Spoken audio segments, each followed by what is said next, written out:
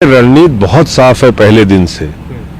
मोदी अडानी का जो एक महा घोटाला हुआ है, इस पे हम लोग जेपीसी की मांग कर रहे हैं। पहले दिन से आम आदमी पार्टी, बीआरएस, ऑलमोस्ट सभी पॉलिटिकल पार्टीज ये कह रही हैं कि भाई इतना बड़ा घोटाला हुआ है, आप इसकी जेपीसी से जांच कराइए। और घोटाला क्या है? मॉरिशस जैसे देश में, करीबियाई देशों में 38 फर्जी कंपनियां खोल के अडानी के रिश्तेदारों ने हजारों लाखों करोड़ रुपए अडानी की कंपनी में, हिंदुस्तान में लगाया है। ये किसका पैसा है? आतंकवादियों का है, मंत्रियों का है, प्रधानमंत्री का है, बीजेपी का है, कैसे पता चलेगा? इसके अलावा भारत में अपने शेयर को ओवर वैल्यू करके बैंकों से लोन लेना, यह भी एक फ्रॉड है। बैंकों में किसका पैसा जमा है? एलआईसी में किसकी पॉलिसी है? एसबीआई में किसका पैसा जमा है? इस देश के करोड़ों लोगों का पैसा। वो सारे लोग आज चिंतित हैं, उनको जवाब चाहिए प्रधानमंत्री जी से।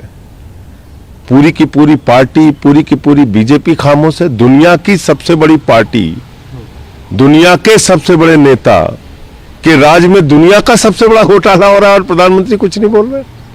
तो इसलिए हमारी मांग जेपीसी की है और इसके बारे में हम लोग चर्चा करेंगे।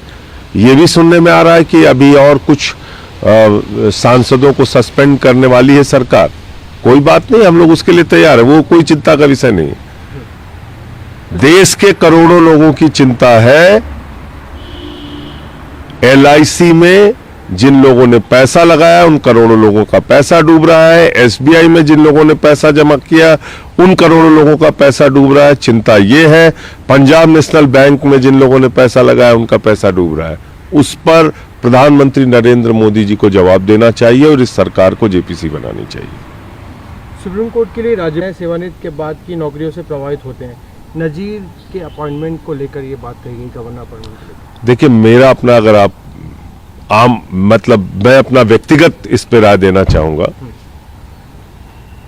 ये राज्यपाल क्यों नियुक्त हो रहे हैं पूरे देश भर में?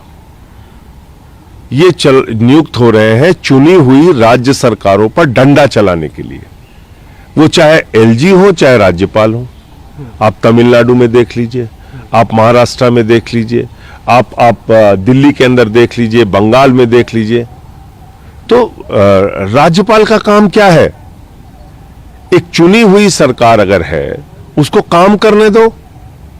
तो मेरा अपना, अगर आप मत पूछेंगे, तो मैं तो समझता हूं कि ये राजभवन जो है, ये राजा भवन के रूप में तब्दील हो गया। इसकी कोई आवश्यकता नहीं है।